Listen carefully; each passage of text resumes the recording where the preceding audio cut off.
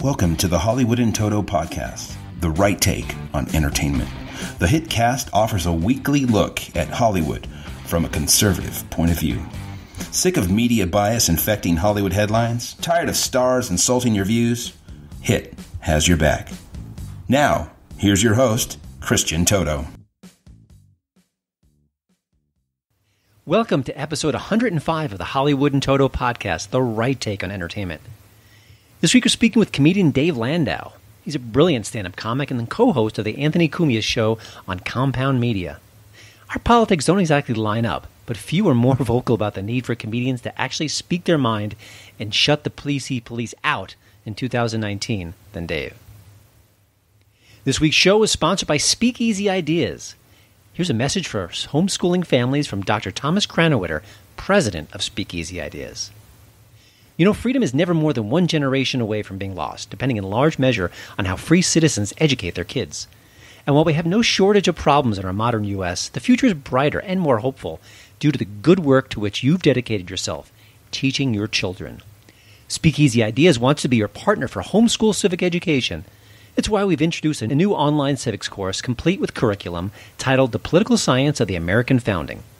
This course will help your student become more prepared for the rights and duties of being a citizen by learning the political science behind the great American experiment in constitutional self-government. The Political Science of the American Founding is the result of my scholarly research and writing, combined with years of experience teaching American government at Claremont McKenna College, Hillsdale College, and George Mason University. The materials included in this course have been selected, arranged, and packaged to supplement all kinds of curricula. You can easily modify these materials to be used for many learning levels, ranging from young students to high schoolers. To learn more about the new online civics class for homeschoolers, I invite you to go to speakeasyideas.com/homeschool. That's speakeasyideas.com/homeschool. Congratulations to you and your homeschooling children, and thank you again for your good work and your interest in a sound civic education.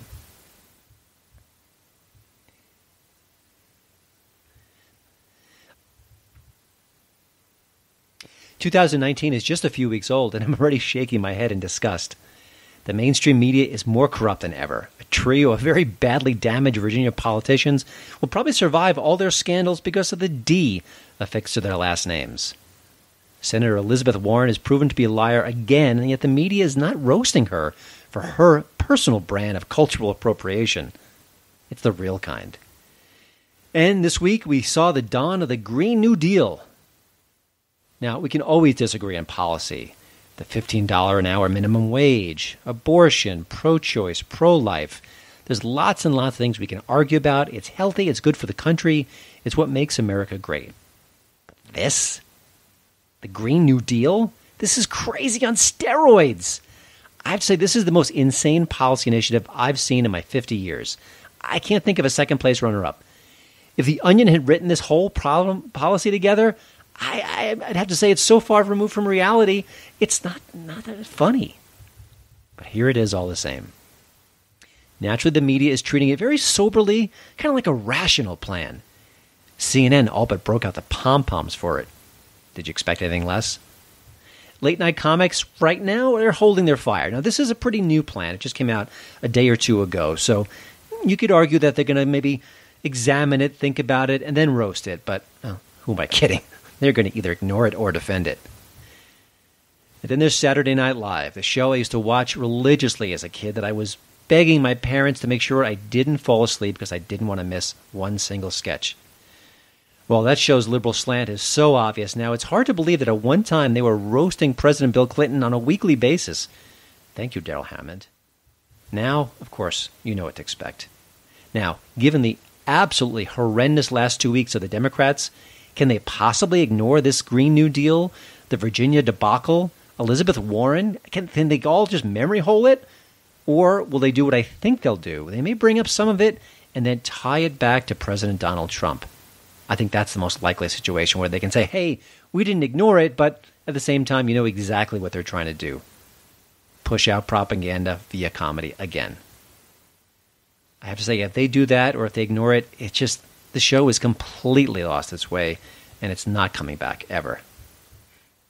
You know, there's been a kind of a comic refrain that Trump broke a lot of people, certainly a lot of celebrities. He's also leaving the media and team comedy in tatters. I'm Patrick Kurelchi. And I'm Adriana Cortez, and we're the hosts of Red Pilled America, a new storytelling podcast. Red Pilled America is not another talk show covering the day's news. We are all about telling stories. Stories Hollywood doesn't want you to hear. Stories the media mocks. Stories about everyday Americans that the elites ignore. You could think of Red Pilled America as audio documentaries, and we promise only one thing: the truth. Visit the iHeartRadio app right now to listen to Red Pilled America. Here's the HiT tweet of the week.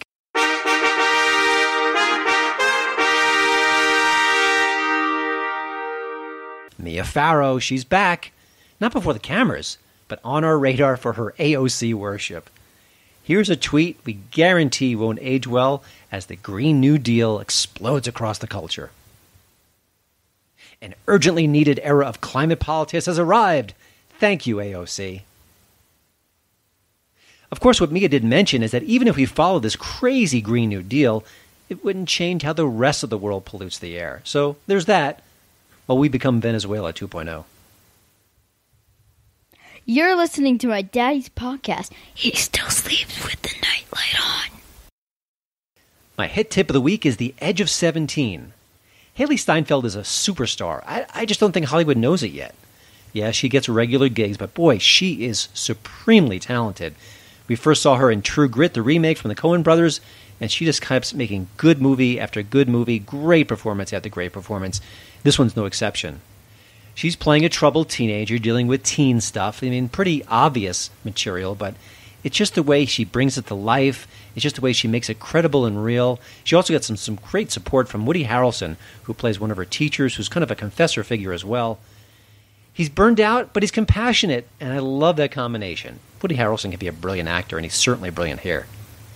Now, you know, the teenage years are very complex, and any movie that can really shine a light on them and do it with humor and heart and truth deserves our attention.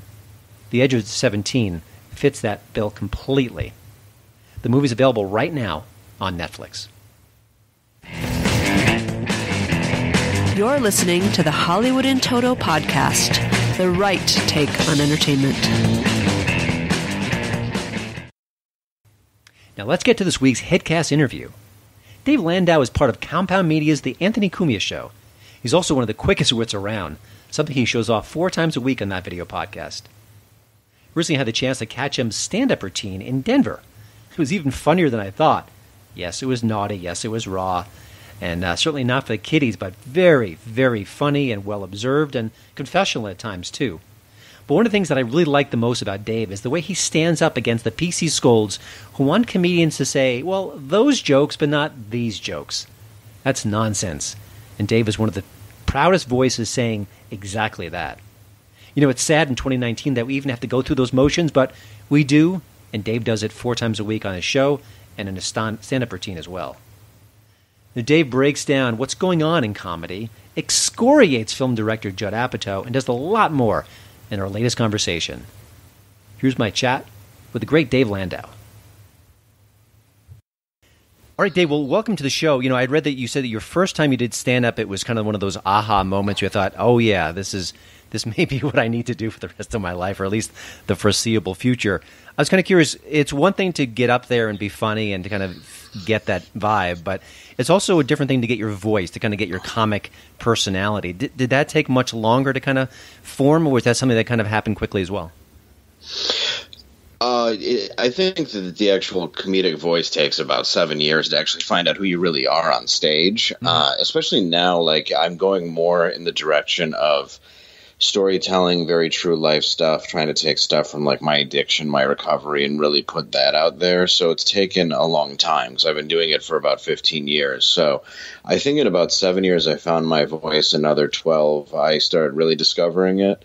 But I think it's a constant evolution. You know, I think that's the one thing I enjoy about stand-up is nobody's ever been perfect at it. You know, there's been Richard Pryor, there's been, you know, all kinds of amazing comedians, Dave Chappelle, Bill Burr, but you can always grow. That's what I love about it and the challenge of it. So I think it's a process that never stops. And you were talking to a younger comedian who just started out.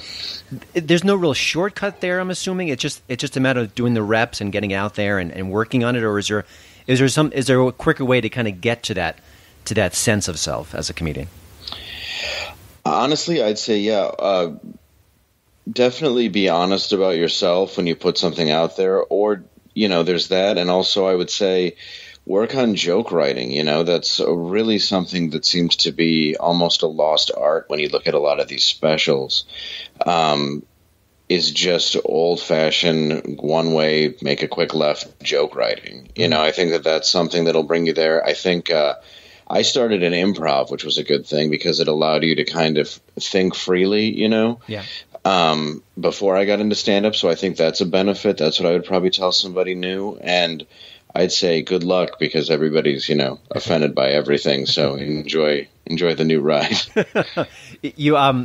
You said that the art of the joke writing is not as focused recently. What are they doing instead? I mean, it seems like a counterintuitive thing to say, but what's your sense of what's taking the place of just kind of classic joke writing right now? I'd say like an alternative comedy, but it's not that because that's still comedy. When you look at a lot of great joke writers, like I'll give example, Stephen Wright, Mitch Hedberg, Gilbert Gottfried. You don't see a lot of that anymore. You see a lot of people sort of meandering, in my opinion, just kind of really circling around. It's not necessarily funny. Some of the stuff, is about their life, but it's not funny about their life. I think if you tell a story, have a joke every few seconds in that story because it's still stand-up comedy. Mm-hmm. And I think there's a way to combine them both. I think there's a way to combine the very honest truth about yourself that you're trying to get across while also having great jokes. I don't think there's a reason why one has to be counterintuitive to the other or one has to be exclusive to the other. I think they both can work very well. Mm-hmm. I was curious, how did you initially connect with Anthony Cumia for the podcast, and how has being on that show for a while now, has that influenced your stand-up at all? It's definitely influenced my stand-up because a lot of the people that come out to see me do not care what I say, and they're there to see me. So I definitely feel a certain amount of freedom when I'm in front of my fans. Mm-hmm. The reason why I got on the show was because I've always been an Opie and Anthony fan, and a friend of mine, Bob Phillips, recommended me to the show.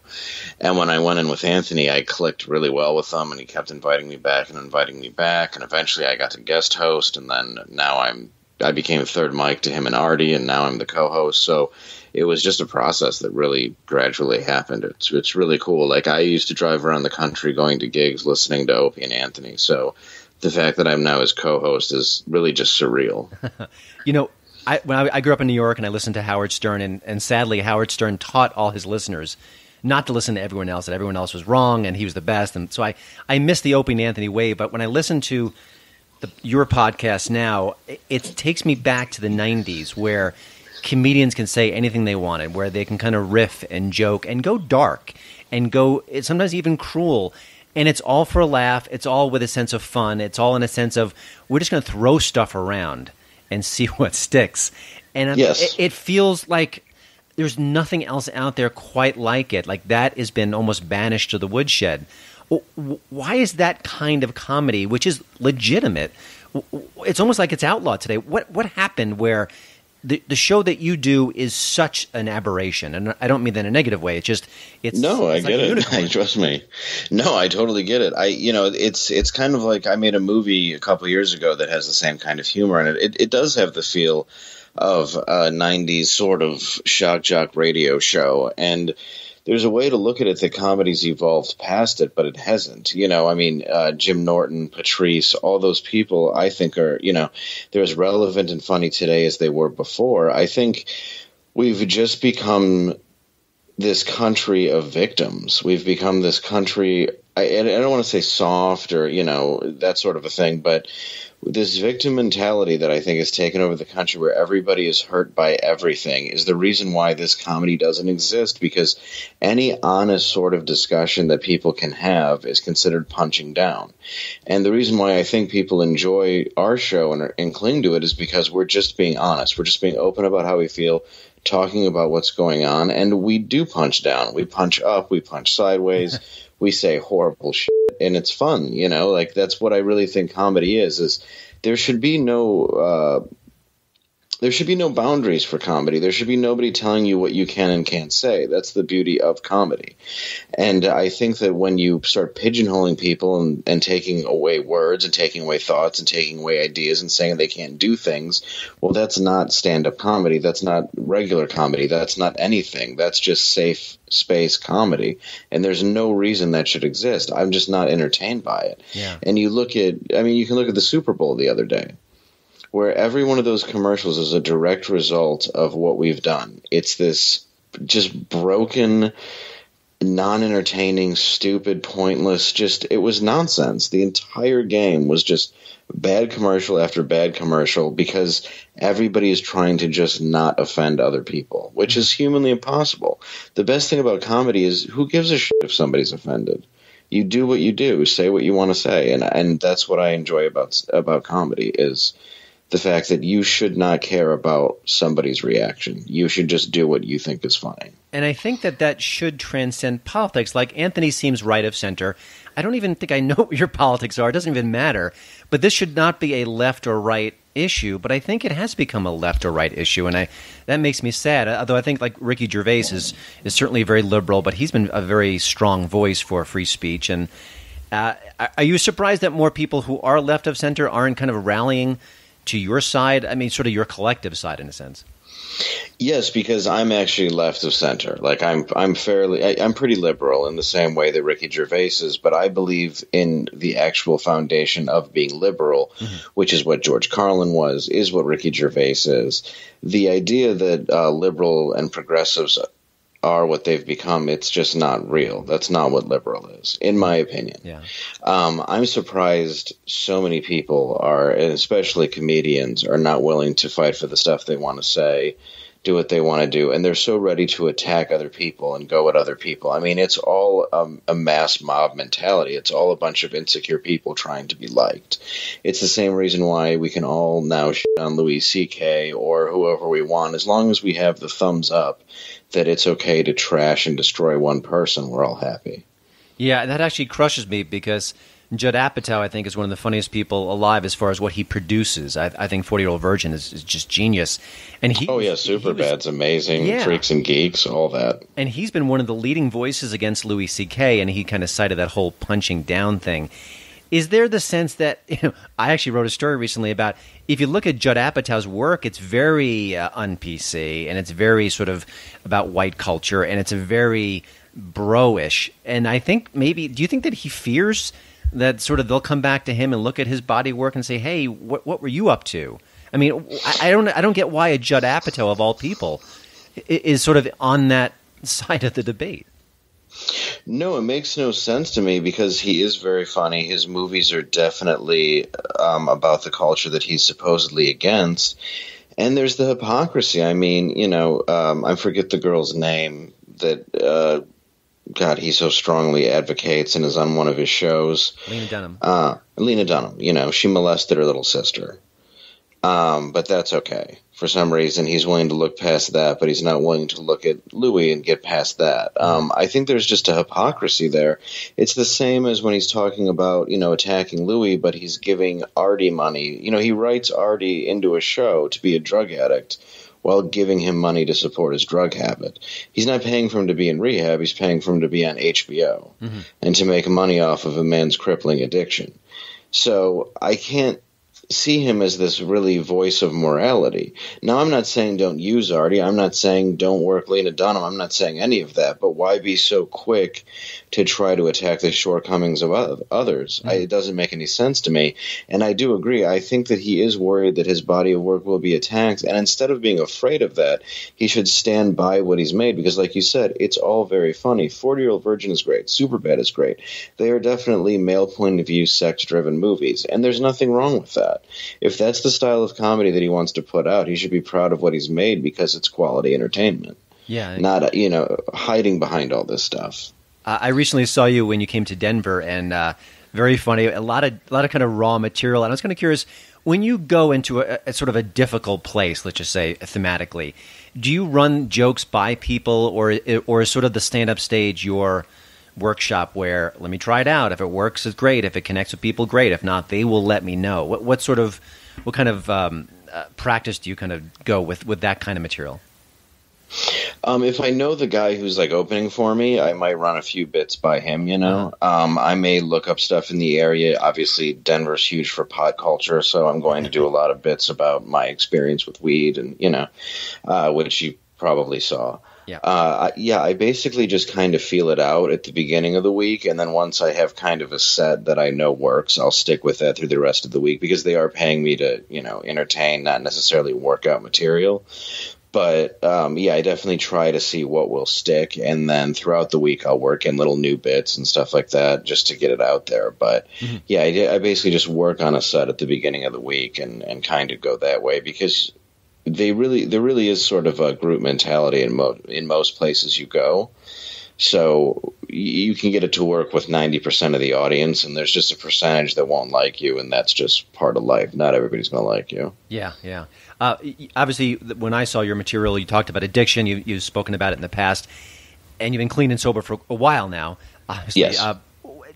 Was it hard to bring that part of your life into your comedy, or has it been cathartic? I mean, that's not an easy.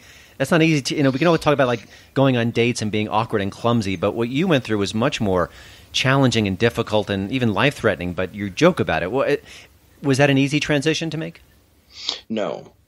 It took a lot of therapy. It took a lot of, me looking at myself and trying, I was in a mental hospital where a werewolf kid attacked me, and I would only tell that story to my friends that I was roomed with a lunatic. And I told a story recently on Bob Kelly's podcast where I was having sex with a girl when my mom screamed and my dad died. I found out. And that was a very traumatic experience I never wanted to discuss because I was a teenager. I was in my basement, and it was like the greatest thing simultaneously the worst possible thing that could happen. And you let stuff like that out, and there's a lot of people out there who will attack you and because they initially don't want to believe you, and that's a really gross feeling because it took me so long to actually put this stuff out there. It was hard to admit to an audience that I was arrested 13 times, and I remember the first time I said that, somebody in the crowd was like, "Bullshit," and that held me back for months, and now when I say it, they believe it because I know that I'm speaking my truth and they know that I'm being honest. But it took a long time for me to actually reach down and say, okay, how do I convey this? How do I convey this penis master story about going to high school for 5 years to an audience? How do I convey driving down the freeway backwards in a burning car? Like, there's only so much that can be relatable, but everybody can relate somewhat to tragedy. Everybody has pain in their own life, but not everybody f***ed up nearly as bad as I did. Yeah, but I think we can also connect with the authenticity of the story, too. Exactly. Gotcha. Yeah, that's really well said. Yeah, as long as I made it sound authentic to me and I was just being brutally honest, I found that it connected. And it was really trying to find that connection because I had to shed my embarrassment about it, if that makes sense. Yeah. And able to be able to find the humanity in the pain of my past. Circle back to the Anthony Cumia podcast. Do you ever get sort of in trouble for things you say there? I mean, if you go to be in a comedy club, they say, "Hey, listen, I heard that show. I didn't like what you said," because that's happening. But I almost think that the podcast is almost like a separate universe, and maybe it protects you because it's compound media, and you're sort of in a different realm. But does it ever blow up in you in a way? Because I talk to comedians all the time now who are being ostracized for their political views, and I thought maybe if you said the wrong thing, that could come back to haunt you as well. There has definitely been a couple issues with people on the network where they haven't been allowed to perform places. Fortunately for me, I think because of my stance, the fact that I'm from Detroit, people know that I have no racist intentions, anything like that, I don't necessarily get any flack for it. Most of what I say is in a joke, and I don't really use that heavily of offensive language, So the benefit is I definitely I don't get in trouble the way that a lot of people do. There are a couple people who have not wanted to be on like an advertisement with Compound Media on it because they might get in trouble at like an open mic in LA or something like that. But for the most part, it definitely kind of protects me, and I definitely protect it because I'm able to defend it when I'm out there and explain what it is to people, hand out my cards, let people know what it is. And most comedians want to be on the show, and that's a benefit too. Yeah, it's a great forum. I was kind of curious, years ago, you would take someone from one profession and throw them on radio, like David Lee Roth was all of a sudden a radio broadcaster. Yeah. Failed because it's not exactly the same skill set. Obviously, you do it very well on the podcast. You have a quick wit. Was it easy to transition to, hey, I'm a stand-up comedian one day to the I'm a co-host the next day? What was that like? And did you find it challenging? It was really cool because I've been doing morning radio, afternoon radio, and podcasts for the last 14 years to advertise my show. So I felt like I had a lot of training. But there's a difference between, just getting a job in like Milwaukee for the drive time hour as opposed to being thrown next to Anthony Cumia, who's like a radio god, and now I'm the guy next to him. And especially between him and Artie. I mean, to be taken from no radio, really professional radio experience, and then sat between Artie Lang and Anthony Cumia, it's definitely an intimidating thing. But they're so funny, and we think so like-minded that it just took off. And that's why I love Anthony, is I will set up jokes that I want to say that I know will come out of his mouth, and he'll do the same for me. It's like we just have a vibe that works, and that's something that's really, really cool. But yeah, I mean, I never thought that I would be sitting next to one of my heroes doing radio every day. It's crazy, So yeah, I'm very, very lucky that happened, and it's definitely a weird transition, but it's the right transition. I feel that of all the different things that I've tried to get on and be on and do and stuff that I've been passed on and overlooked, there was a reason for it, and it's because I feel like this is where I was meant to be. What have you learned about comedy from Anthony? Because I think if you listen to the show, he seems like the setup guy. I mean, he's very funny on his own, but I think his gift is to kind of make the most out of everyone around him, to kind of bring everyone up to a certain level. But what else have you kind of taken away from being a fan of him to being by his side? Well, honestly, he's probably the best impressionist alive today. I've learned that, and nobody realizes that. But we'll throw out movies from the 40s, and he'll do a dead-on impression of somebody, or one that came out last year. It's crazy how many voices that guy has.